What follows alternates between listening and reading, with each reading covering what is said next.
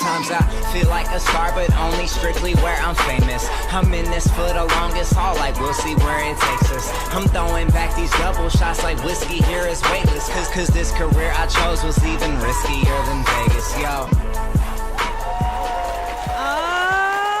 Hello, everybody. Oh, my goodness. Well, welcome to a special episode tonight. You know, it's a new day, new time, because we have a very, very, very special episode tonight that I am so excited for. And you guys are, I'll tell you what, this is 3 times the fun tonight, okay? 3 times the fun. And I got a house full of incredible, renowned international mediums. So you guys, we're in for the long haul for the next 50 minutes. So, but I'm super excited to have this special evening. I am going out of town tomorrow, so we were able to fit this in, and it really worked out great.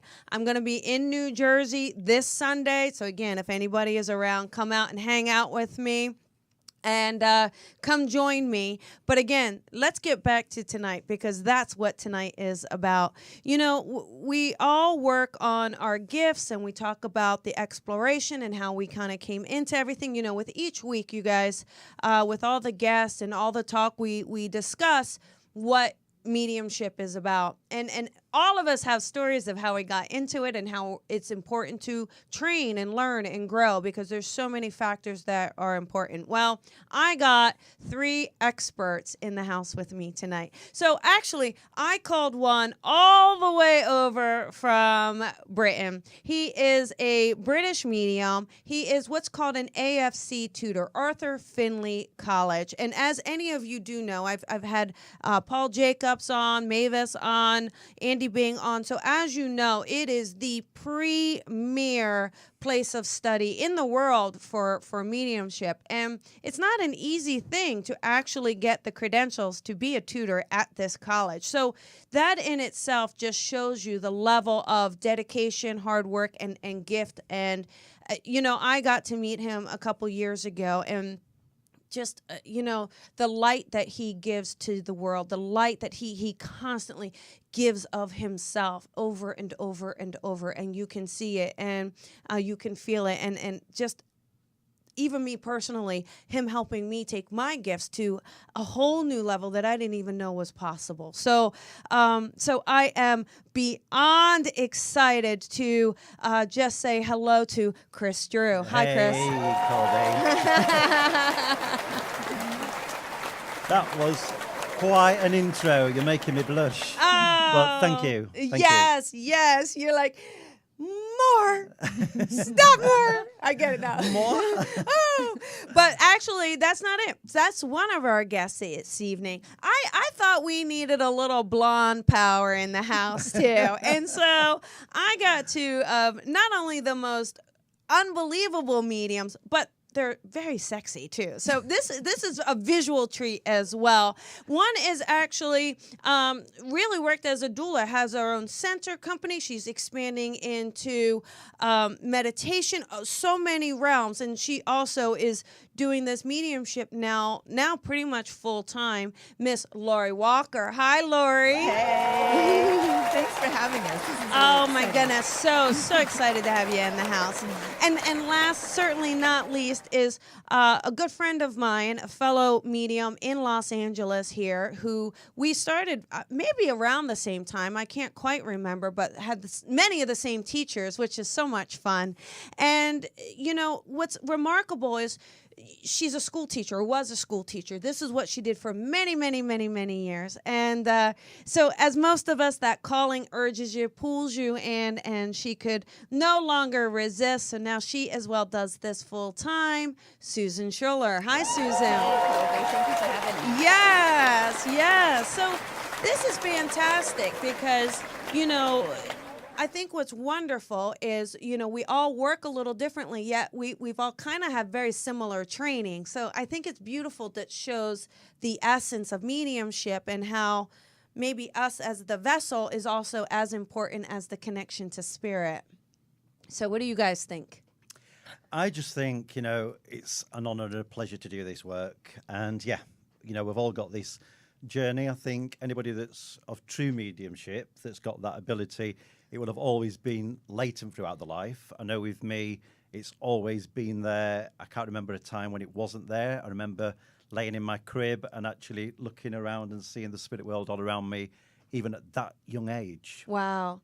What was there a turning point though that you said I need to do this on a whole new level, more professional? Yeah, there's quite a lot of turning points. If we go back, what happened was I was aware of the spirit world, and then when I was 6 years old, I became very ill, and when I was in hospital for virtually a year. Wow. I was in a coma for 3 months, and during that 3 months, I was in the spirit world. I remember seeing the spirit world, sensing the spirit world, and when I came out of the coma, I was able to tell things about what happened, about the ward, things that I could have possibly heard, but these were things that I actually saw. And Wow. the doctors were amazed because they said, well, he was completely comatized. So for him to give such detail is incredible. That how can that be possible? Wow, that's incredible. Do you remember Yeah. any of it to this day? Yeah, I or- do. Okay. Because actually when I came into developing mediumship then later, the spirit world then took me through what I can only explain as like a mystical experience. And they took me back to that experience as that 6-year-old again. And yeah, I experienced the spirit world in exactly the same way. But it's people say to me, how explain it? Explain what the spirit world looks like. What does the spirit world feel like? And it's like explaining to somebody that's blind, how do you explain what the colour red looks like? Or if you're talking about sound, how do you explain to a deaf child what rain against a window sounds like? It's impossible. But the nearest I can explain it, actually, is that if you think about the movie Ghost, and when that person passes to the spirit world and they've still got form, and they're almost like translucent, but you can still recognize them, it's like that. Yes. But what I experienced was a depth of energy and intelligence and compassion and love that went beyond words that you can comprehend in this world. Yeah, it's we all saw Ghosts, right? You guys, I'll tell you, I watched it. I actually watched that movie. I saw it as I just cried like a baby, right? Me too. And I watched it not too long ago. And out of all the movies, I mean, look, except for the special effects and all, I mean, there's a lot. I think of validation in that movie of what happens, like the penny. Remember the penny? Oh, I got chills. The penny up on the there is a lot of when you watch it after doing, you're like, oh wow. Yeah, So it's very touching. Yeah, and in London a few years ago, they did the musical version in the Oh. West End, and it was just incredible. But at the end, he like walks into the spirit world, Yes. and he just says these words. He said, I wish you could just feel the love. Yeah, that's what I know. And every Yes. night, I went to see it about 10 times. I was just crying like a baby because it reminded me of what I experienced. It was Yes. exactly that you could feel that love. Yeah. And I think, Susan, what was your turning point? Do you remember? Well, I think mediumship is something that picks you. I don't think you pick it. Yeah. You know what I'm saying? And for me, it was like it started when I was really young. But I think a lot of us get into it because we've experienced a death. Yeah. And for me, it was when my niece died. Okay. You know what I mean? It just sort of was like it pushed you into it. And, Right. You know, and then there was no going back.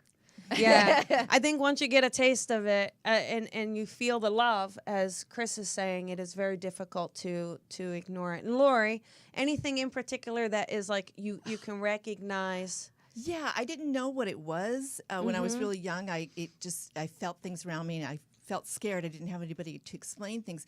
Then as I got older, I became a nurse midwife and delivering babies, and that's when I started feeling spirit. When babies were brought in, I was identifying that their relatives, their ancestors were bringing them. Wow. And I started saying, like, who's Frank? And he says, say hi. And so it just became... I didn't really understand it, but then I began to learn more, and it became progressively more dominant in my professional career as a midwife, and then I wasn't afraid of it anymore. Wow. And so Well, now I get to bring spirit in a different way. It's kind of funny. Literally all day today, I've just had the name Frank keep popping Oh. in all day. So I was like, of all the names she could mention, that is so funny. What we're going to do is, if you're watching the live stream, everybody, share the love, share the stream. And if you have a question, not a personal question, but a question about development or something that you want to ask Chris, Susan, Lorri, go ahead and leave a comment. We'll keep an eye on them, and we'll see if we can answer any of your questions that way tonight, okay? But, Chris, when you, there is a difference of us serving and then teaching. Uh-huh. So, because it's a whole another level of holding the space. Absolutely. So how do you, when you have a student, how do you balance that nurturing? Take me through the process of what your viewpoint is on teaching and what you do with your students. Yeah, it's a funny thing because I never really wanted to be a teacher. I just wanted to be a medium. I wanted to demonstrate my mediumship. That's where my passion was. But when I was a student and I got more and more advanced, I found that I was getting this feeling and this pull to blend with the other students when they were working. Okay. So when a student was up working and I wasn't, and I was sat bored, I would find myself attuning and I'd become aware of their contact. And as I became aware of their contact, then they'd say, for example, I've got a father here and he was a Royal Marine. And then they'd say that and I'd be like, oh, yes, yes. I'd have to be keeping quiet, like this. And I found the more I did that, I was aware of their contact. And then I realized that the spirit world then was trying to make me think about being a teacher, that this is where I could go. And like now, I travel the world, I teach at the AFC College, and it's a huge passion of mine because, I want more good mediums to be out there. I think we need to be raising them standards of mediumship, and I just love it. But when I'm working as a teacher, I'm constantly blending with the spirit world at the same time. Yes. Because I think you shouldn't be a teacher unless you know whether that person's got a person in the spirit world with them or not. Yeah. And also can tell them whether they're right or wrong. Right. It's funny because Susan was asking me today the question about teaching and does it take away from your mediumship, and if anything, I think it helps it completely. It's improved my mediumship because I'm working with it day in, day out with the students. So and you have to be able to explain something, understand what you're getting, understand what they're getting, understand like what they're getting, and then how does it translate. Absolutely. And sometimes you're working with those students and they get that brilliant piece of information and you feel that come through and you think the spirit world is so intelligent, or they'll work in a different way, and you say to the spirit world, actually, can you try that with me? I'd like to give that a go. So I'm learning from my students as well. Yeah. And I don't look at it as me and the students. Those that have studied with me will know we're all working for the same cause. We're all working for the spirit world. I'm just at a different level. But as my mentor always said to me, if you end up a better medium than me, then I've done my job. And I've got that same attitude with my students. If they end up having a better demonstration than me and having better mediumship, then I've done my job. Yeah, that's great. Lorri, when you are, you're going to have to forgive me because I have no kids, no desire. But that birthing thing, I can't even. I would have a heart attack. I would just be. You'd be talking to me in the spirit world. But when you're doing that, I'm just curious. Do you connect to the spirit world as you're delivering as well? Do you ever find that? Well, for me, if I'm really involved in delivering a baby, no, I'm focused on that. Okay. It's more of like when I choose to, and I just choose to. It's like listening to music or not. If it's going on off to the side of you, you either pay attention to it or you don't. So if I'm really involved in something heavy duty, I know nothing breaks my concentration. But then whenever I'm kind of relaxed, then I just sort of look to that. Yes. And it's just happened many times. And just talk with the moms later and just say, I saw this lady. And I was just going to, go ahead. Yeah, there was a lady, she was having a water birth and she was sitting in the tub and I was sitting behind her and I just saw a woman in my mind's eye and she had gray cornrows. And afterwards I just said, do you have somebody with gray cornrows? And she said, yeah, she started crying. She said, that's my grandmother who my grandfather just passed away. And I just said she was here helping you to be strong. Yeah. And I've sensed what I'm seeing is, how when someone's passing and we're all around them and saying we love you and it's okay and don't be afraid and it's okay to let go. I feel the same thing is happening when they're coming in. Oh yeah. So I feel like this baby's soul is a little scared, like holy crap, what's yeah. gonna happen? Yeah, oh my yeah, God, yeah. squish and yeah. And then I feel like that they're other loved ones that are saying, it's okay, we love you, you're going to be all right. And that they're with them when they come in. And that's where that's when I started feeling it. I used to say, it felt like angels rush in the room because this emotion happens when the birth happens. And it's not just the present situation. It's way, way bigger on a spiritual level. That's incredible. Yeah, I'm still traumatized from my birthing process. I'm still like, whoa. That is, no, but I think that is so encouraging, and so encouraging for people to remember that their loved ones are around them. Spirit support is with us, you know, and taking that. And now we all talk about staying in the power, right? And Chris, why don't you explain to the listeners what staying in the power is for anyone who hasn't heard that before? Yeah, and I think that's one of the biggest problems that a lot of developing mediums actually face, is actually staying in that power. So when we work mediumistically, we have to train ourselves to shift our awareness. So we have to blend, shift that awareness, do that mind shift and connect with the spirit world. But then we have to keep that power there. And what you find is far too many mediums, when they're developing, they just kind of blend and then just expect something to just happen. And then nothing's happening, they're not blending, and all of a sudden they just pull themselves back in, and then they're out of the power. Yes. So the key is to keep in that power. It's like shifting that awareness and keeping that awareness in that spirit world. Yes. So when I'm working, I'm part in the spirit world and part in this world. Right. Yeah. You know, I think any true medium always says that they never feel like they truly belong in this world. That's You know, in fact, you know, I'm having a tattoo done. I keep saying that, but I am having a tattoo done. You should have had it Friday the 13th. I know. Okay. I'm going to have the words "stranger in this world" tattooed I like it. on my arm, because that's the way I've always felt. Yeah. But not in a bad way. It's just that, you know, somebody that I believe was born to be a medium, I've always felt that I've got one foot in this world, one foot in the other. So to me, I've always naturally had that shift of awareness and that power in the spirit world.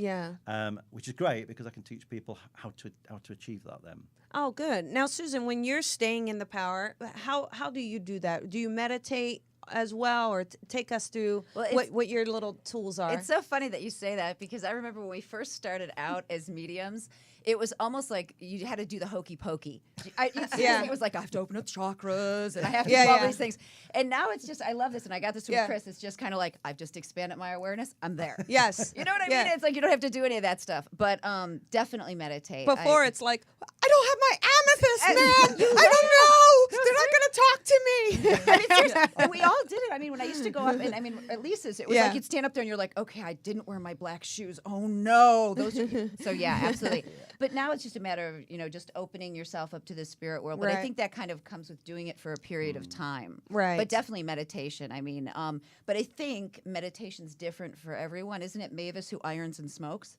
Yeah. You know, so gardening is a good one. Yeah. I think all kinds. Birthing a baby, maybe. No, sorry.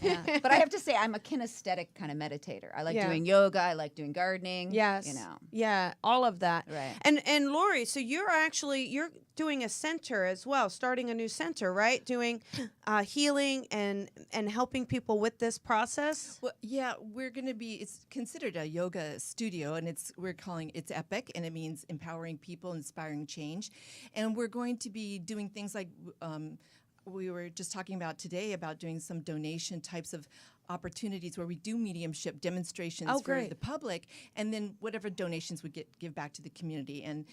But we'll also be doing things like I like to do gong and sound healings and those kinds of things. And so we'll be offering those things in the community.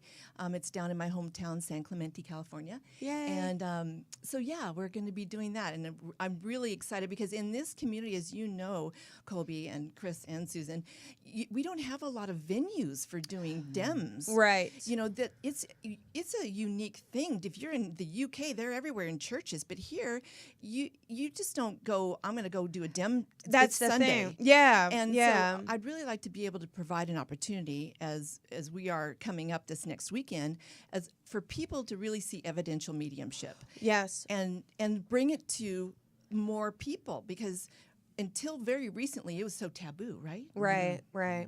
And that's a great thing. I opened up the space in LA for doing DEMS, and we're going to do a service there So it's going to start that. So very excited. But talking about platform events, the three of you are coming together for an event. That's October 21st, This right? Saturday. Wow, power of three. So, I mean, you guys, listen, here's the deal. I have seen each and every one of these incredible mediums demonstrate. It is so remarkable, the level of detail, the laugh, the tears. I mean, you are going to feel your loved one in that room with them. And there's no ego. It's just all this love. I mean, I've worked with all of them, and it's just this beautiful experience. And so if you are around, grab a ticket, join them. You're not going to miss it. Especially, Chris isn't here too often. He comes a couple times a year because he is everywhere around the world. So you've got this beautiful opportunity. They did it last year. There's just some amazing footage. They're coming back. They're doing it again. And where's that? Santa Ana. Is that right, Susan? That is correct. It's at the chapel, Common Ground. There we go. So there's a link there, right? So if you're interested, grab your tickets and get out and see this. I think one of the things we can hear about it, but until you see it, until you experience it, you just don't realize how real it is, right? It's beautiful. Am I right? Absolutely. And now, Chris, you've been to Australia. You just got back from Australia not too long ago, right? Yeah, I got back from Australia 3 weeks ago. Wow. And then you were in Vegas. Yeah, I wasn't working in Vegas. I was playing in Vegas. Did you play? Well, remember, whatever happens stays there. And it stayed there. Okay. I've got a manic schedule at the moment because I haven't planned it well because I went straight from Australia. I went straight to the college. Then I was teaching on a new mentorship program for the Spiritualist National Union. Okay. Which is great. And then I've come into America. I'll leave on the 2nd of November. I go straight to the college, the AFC College, for a week and a half. Then I go straight to Japan. And then I go straight from Japan back to the college. And then I go from the college to Sweden. And then I go straight from Sweden to Switzerland, then to Scotland, then it's Christmas. Wow. How do you, that can be, just to help the listeners, that can be tiring. Yeah. How do you keep up the energy, the stamina to handle all that travel, demonstrating, teaching? Yeah, it can be tiring. And I remember when I was a student at the AFC College, and I heard many students say that, it's not healthy to be a medium. If you look at a lot of the mediums, they're always ill, So I put into my head that, okay, then so when I get into my 50s, I'm probably going to be ill. But, I'm going to have diabetes, I'm going to have a brain tumor, I'm going to have all these things. I'm going to have a heart condition, I'm going to have 3 legs. But I'd put in my head that it made you ill. But then as I started to look at mediums working, they wasn't looking after themselves. Yeah. So that's what I do. I try and look after myself. And when I am at home, I always take the first day off and I just sleep all day. Okay. And just recharge. So the resting. Yeah. The resting. And Susan, you've been going back and forth to New York a lot, doing a lot of work there. Absolutely. I love working in New York. Yeah. I love going home. I go home to Jersey tomorrow, so I enjoy it too. Lorri, is this your home, Southern California? It is. Yeah. It is. I'm a California girl. Wow. And so when you guys are working, what do you do if if someone is not connecting? How do you handle that demonstration? What kind of like ways can mediums out there who are watching this say, all right, let me try this or let me do that? So if the recipient isn't taking it just initially. We were just talking about this again, just over coffee this afternoon. Okay. Because it's one of the things I'm very passionate about at the moment with teaching is that I see so many people get angry with recipients and say, they're a bad recipient, the recipient's not answering me, they're not listening. But it's actually very difficult to be a recipient because, especially in an audience, if you're doing a demonstration, you've got all them people in the audience, and then you've got this medium on stage, and this medium is firing all these questions at you. And as a recipient, you've got all these people listening to you. You're having to try and think quickly whether it's a yes or a no. Right. So it's actually hard. I always try and make it easy for the recipient. I always make it very clear. I say to them, if you don't understand it, just tell me so, give me a no. But I actually feel it's difficult to be a recipient. But also as well, sometimes you have to go back to the spirit world and say, just give me that again. Yes. And I never, if it's going wrong, which many times mediumship can go wrong, I never panic. I never get myself in such a state. I just quickly, I call it drop the mind. It's like I just drop my mind down, I expand and shift my awareness again and feel the spirit world coming in. Yeah. Okay, good. Okay, good. So what happens is, what happens when you have that amazing connection? Take me that, when you're just riding the wave. Take me through that experience. Gravity. Oh God, riding the wave. That's what you pray for. Well, to me, it's like when you're telling a story, as you always say. It's you really want to you don't want to be the type of medium that just gives fact, fact, fact. You want to bring the loved one back to life. And I just feel like when you're able to do that and you just see the emotional connection in another person's face, that they're like, oh my God, my mom's here. That to me is just like a true home run. Yeah. Lorri, what about you? How do you feel when the recipient gives tears?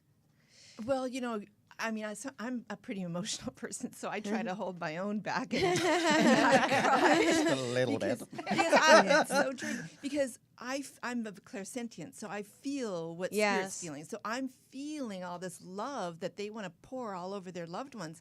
And sometimes I do tear up. And but it's something so special about, I said to Chris once, it's like I've learned to sometimes just fall back into it like a feather bed. Yes. I just fall into them and let them surround me and overcome me, and then I am them. I just feel it. I feel their emotions. I sometimes see things. I can have sometimes it can be startling to me because I feel like I'm really there. But and when that happens, it's just amazing. It's such a blessing to do this work. I mean, what a gift to be able to know with certainty that we don't die. Yeah. And what a gift. And to be able to give that to the people, it's such a healing. Yeah. There's such a healing that happens. It's so much more than a message. It's a healing for families. I think for me, I don't know about you guys, but I know, because you know it so well. There's a part of me that is like, oh my goodness, like I can't wait to cross over just to prove it to myself. Like, right? You know what I mean? I'm like, I think, but it is, and so the Arthur Finley College. Let's go back there for a minute, shall we? And we have our esteemed Mr. Paul Jacobs, right? Who, I will say is kind of a king of mediumship. He is yes, indeed. And I call him Boss. Actually, I don't know. I have other names for him as well. But when you can tell his passion, you can see his passion, and he was your mentor, right? He is my mentor. Yeah. So when you work with him, what is that experience like? Because did he kind of bring you into the mediumship to say you're going to do this on this level? It was funny with Paul because I've been going to the Arthur Finley College for a couple of years, and I'd always gone with Gordon Higginson's, who was a great medium of the last century and was the president of the Spiritualist National Union for many, many years, and he was also the principal of the college, and he was Paul Jacobs' mentor, and he'd also mentored other people. So I always went with the tutors who'd been mentored by Gordon Higginson, but I'd always heard these stories that, Paul Jacobs is really tough, he's really hard, you're too sensitive for him. So for a couple of years, I kept saying, I'm too sensitive to go with Paul. So I used to avoid going with him. But something always intrigued me, even though I'd never met him. And I remember that I'd booked to go on a course with another medium. And I got there and she said, I don't know how to tell you this, Chris. She said, but I'm going to be doing the teaching class this week. She said, so I'm putting you with Paul Jacobs. And I said, that's okay. And I said, because I'm going home. She said, why are you going home? I said, I'm too sensitive. And she said, well, Paul's sensitive too. And she said, please just go in this morning and see what you think, whether it'll work or not work for you. So I went into this class and he was sat there. And by the end of the morning, I'd absolutely fallen in love with the man. As a teacher, I could see his passion for the spirit world, his knowledge. I just thought he was incredible. Yeah. And he came up to me after the morning. He said, Chris, I believe you had a problem that, you wanted to come in my class. I said, how do you feel now? I said, well, I'd really, really love to stay in the class. And He said, good. He said, because I've been waiting 3 years for you. Oh, wow. He said, I'd heard about you. And he said, I kept saying to the spirit world, why has this Chris never come to me? And the spirit world said to him, Chris will come to you when he's ready. Yeah. And then the rest was history. He played and still does play a very important part in my life. And he's an incredible mentor, an incredible medium, an incredible man. Yeah. And also a friend. Yeah, friend. He's pretty spectacular. He is. He's very, very special. To know Paul is to love Paul. Well, you know me, You love boss. I love him. I would spoon the man. That just, oh my God, I visualized that one. I'm going to dine out on that for weeks. So tell me, what would your bit? I'm going to go around. I'll start with Lorri, but let's go around. And Lorri, if someone is saying, do I have the gifts or how do I develop them? What would be your advice for them to either do something to work on them or discover them? What would give us a little nugget here? Well, I think they just need some validation, really. I think opportunities to practice, and of course, having a teacher is invaluable. Training, I think, is really super important. It's going to help you to really move a lot faster. But for so many times, I think that people know stuff, but they just need somebody to say, that is somebody that's coming. That is my relative. So it's really validation, because if they have these gifts, they're already getting the information. They just need some validation to at least prod them on in their journey. Okay. And Susan, what would be your nugget? It's interesting because I like to think of this as having an ability, not necessarily a gift. And I've kind of come to the conclusion that I think pretty much anybody can do some level of mediumship. Yeah. But I think sitting in circle, like Lorri ran a circle many years ago that I sat in. Yeah. And honestly, for the first year, I didn't open my mouth. Yeah. I didn't talk. I just sat there and held energy. Yes. And it was great. And to me, so if anybody can get into a circle, especially a closed circle, you can really learn so much. And I know you run circles. Just to me, circles are brilliant. Yeah, I do. Mine are little boot camp circles, but they're still. I have a great time, and they keep coming back. So that's awesome. Circles are important. They're really good. They're really good. Chris, what would be your nugget? I think it's important to get the right tutor, the right tuition. When I get many emails every week saying, how do we develop? What should I do? And my advice is go and see mediums work, especially if they're teachers. And if you would be happy with that level of mediumship that you've just seen them present on that platform when they're demonstrating, then that could be a teacher for you. Okay. But I would never want to go to a tutor that I hadn't seen them work before. Yeah. I want to see that they can do right. what they're actually teaching. Yeah, that's great. Yeah. I thought, it's interesting because you refer to it as a gift, and then you refer to mediumship as an ability. And, I agree that I think every single one of us can connect to our own loved ones. But I will say, I do believe it. I think it's a gift. It's a gift to me from spirit to be able to communicate on that level. Like I feel like I've been gifted. Sometimes I feel a little like an uncomfortable exam because you're like, no. But really, I understand that joy and that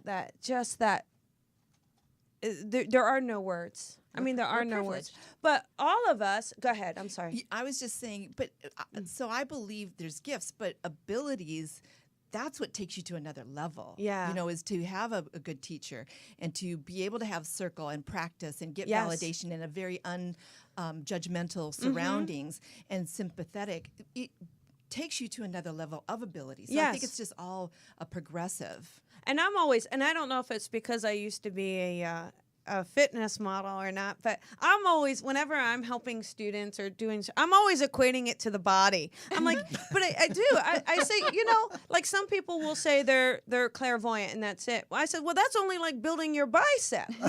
You've got a tricep, you got a shoulder, you got to build the booty. So work on your other clairs so that we have all the brushes of the canvas available to us, Absolutely. So So it is that. It is a lot of fun. And I think what's really interesting is all of us had other paths that we were on. It's not that I think all of us had this connection with spirit as a young child, even though we may not have recognized necessarily what was happening. But it's interesting that you can have this regular life, and then spirit goes, oh, that's cute. You're trying that. Isn't that precious? Come on, right? So, but don't you find with each of you that the experiences that you have had in the pre-professional mediumship life, don't you feel that they somehow led you to where you are? That there's something you're taking away from that prior experience that is helping you today in the work? Yeah, absolutely. It's funny when you were saying that about, the childhood experiences as well, because I honestly believed as a child my path was going to be a medium. And then when I was 9 years old, I made the fatal mistake of telling the school dinner lady that her father was with her. Oh. And she said to me, no, she said, what do you mean my father's with me? My father's dead. And I said, no, I said, he's here. And she said, and then I'd give some information, and she said, well, where are you getting this information from? And I said, well, I get these little voices in my head. And she walked away. And then when I came home, my mum was in tears. And we got called into the headmaster's office. And I was told in no uncertain terms, he got some keys in his hand. And he said, if this doesn't stop today, you'll be taken away from your parents and you will be locked away. Oh. For life. Yeah. And that scared me. My parents were petrified, thinking, oh, my God, they think he's mad. Social services are going to take him away. So I pushed it away. But I always knew it'd come back. But then I threw myself into entertaining. Yes. And I became a child actor. I did acting. And then when I left school, I wanted to get into cabaret. And then I came out on the gay scene quite young, and I saw all these drag queens, and I thought, that's what I want to do. Yeah. I want to dress up as a lady for a living. There you go. Vegas style. And I did that for 23 years. And Wow. through that work, the spirit world kept coming at different times all the time throughout my career. And I knew that a day would come when I do my mediumship full time. But I'm glad that I did that work, because I saw every facet of life through that work. Yeah.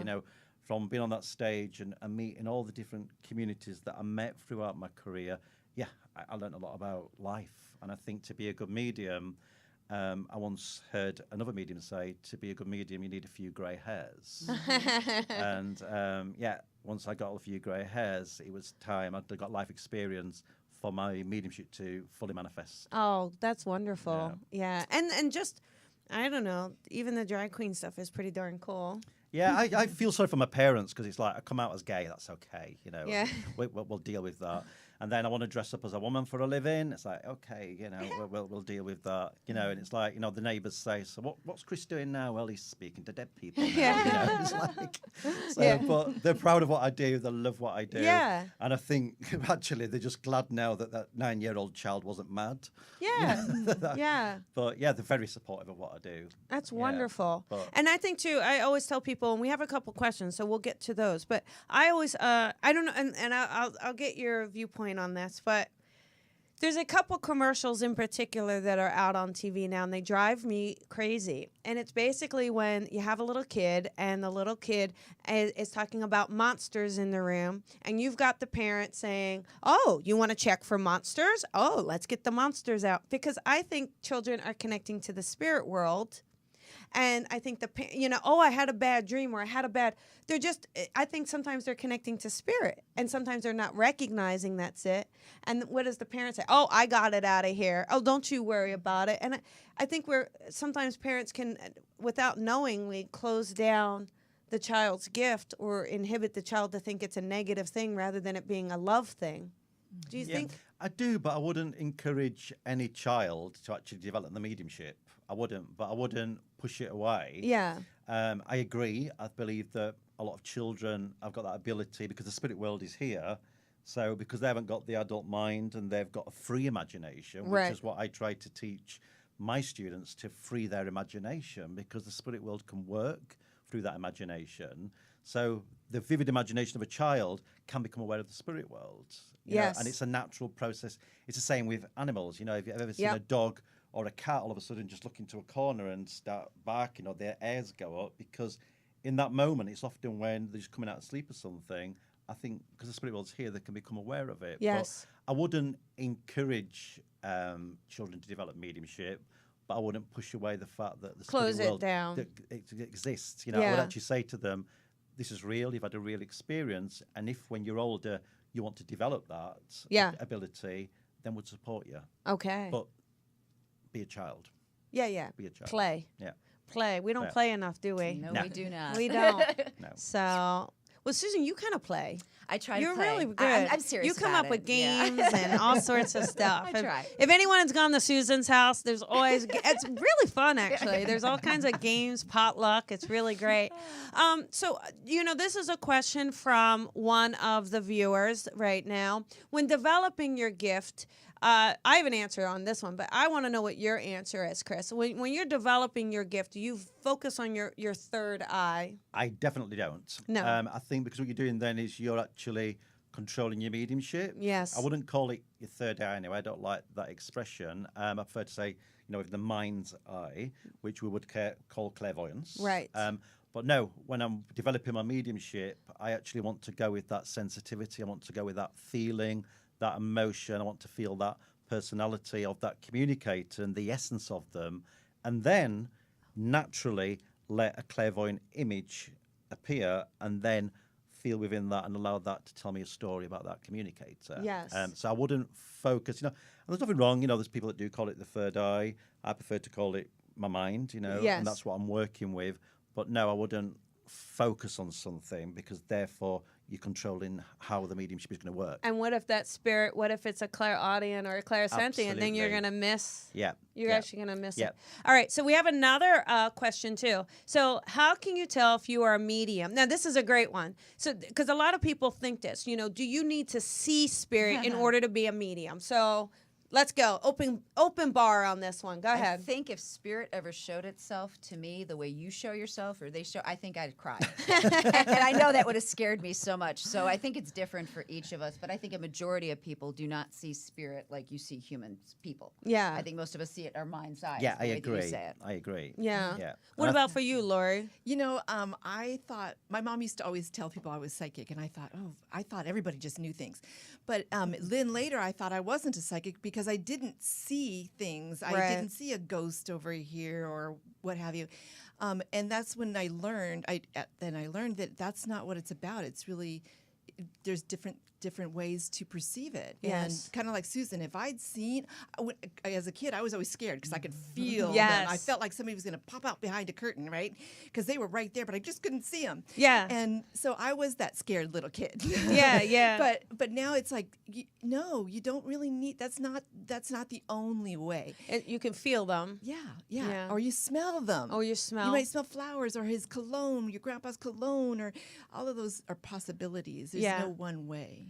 I was scared as an adult, man. I got an alarm system. I would like hide under the covers. I'm like, oh. But it changed. I used to see a bit, and then it went from seeing physically, but way more to mental mediumship. We call it mental mediumship for anybody who's out there inside your mind space. So it's kind of like your imagination, but not. But it makes me feel better that you say that because I slept with a nightlight until I was almost 40. Oh wow! I kid you not. It was terrifying. Yeah, I did. I got just because I would feel someone over the bed, and I'd be like, oh, really. But Yeah. you get a little anxiety. You're like, oh, I'm gonna open my eyes, but I did come home alone tonight. Hang on. So listen, you guys. This is the reason we're laughing and talking about this is because however you open your gifts, however they're presented to you, no two stories are the same.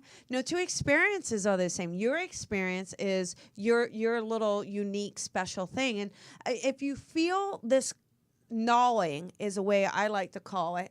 This constant curiosity or just inquisitiveness. I say go for it, follow it, see where it's going to lead you.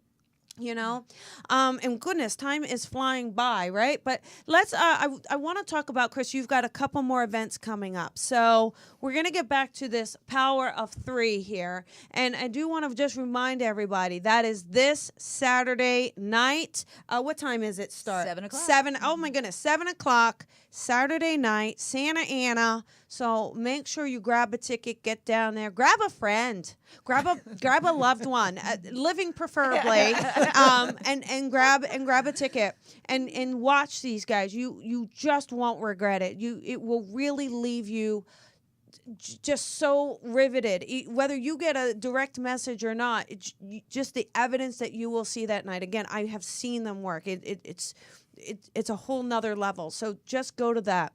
And then also, actually, we have, Chris, you're going to be with Austin Wells, right? I am indeed. And that's October 29th. We have Austin Wells. Absolutely, in Hollywood. And it's going to, right. And Yeah. I'm gonna definitely try to make that one because I would love to see it. I have seen the both of you work as well. She's so gentle. Yes. I've always admired her for that.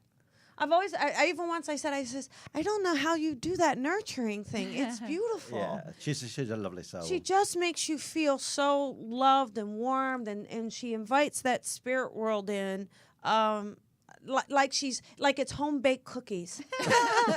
Don't you think? That's a great way of putting it. Yeah, it is. It's the cookie queen. Yeah, but it is. It's like, there she is, and just beautiful. So that's going to be a special evening if anyone can't make it all the way down there. And then Ensenadas, right? You're going to be with James Van Prague. I am indeed, yes. Wow, how exciting is that? October 24th. Yep, indeed. So, and I just saw him the other night. He was with did you? Miss Mavis. Oh, Miss Mavis. So yeah, so I know the two of you. It's I don't know. It might be a drag queen sound off. I don't know. Battle of the mediums there. 'Cause We've been planning this for like 3 years. I can't. There's going to be costume changes. I'm kidding. No, but this will be.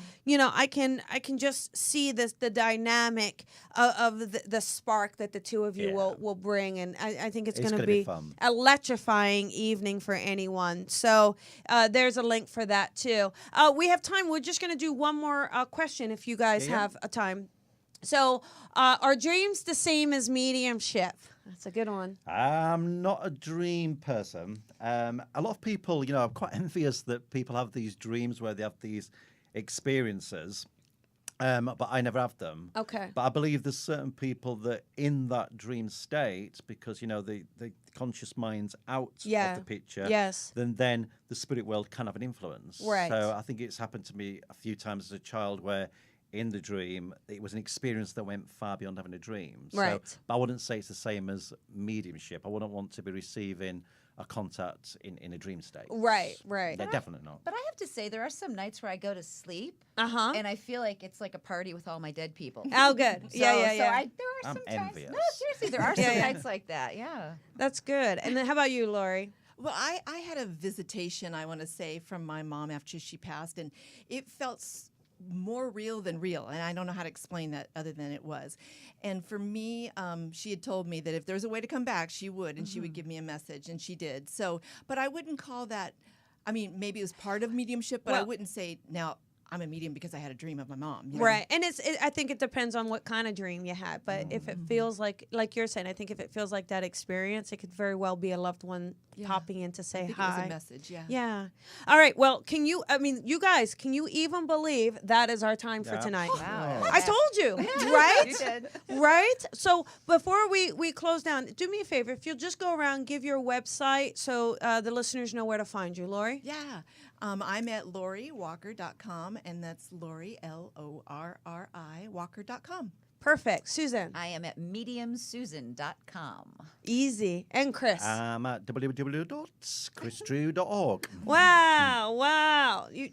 I'm not crying. It's the lights. Oh, my goodness. Actually, I'll be honest. I put a sunblock on, and then when I'm rubbing my eyes, you got it it's in going there. in there. Oh, I just But thought it's I thought because I'm leaving you. That's what and also that's the what I fact said. that you don't want to spoon me. Another visual. It's gone in all kinds of directions here this evening, you guys. Anyhow, do me a favor, please share this. Go to these events. You guys are not missing out. Go to their websites and follow them. Chris has got a program that he does, an advanced program, and so you can find out when he's teaching, where he's going to be. These are lovely, lovely friends of mine. Thank you guys so much. Thank you. Good night, everybody.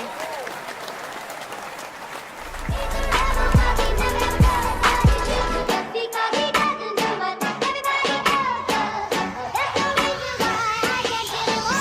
Sometimes I feel like a star, but only strictly where I'm famous. I'm in this for the longest haul, like we'll see where it takes us. I'm throwing back these double shots like whiskey here is weightless. Cause this career I chose was even riskier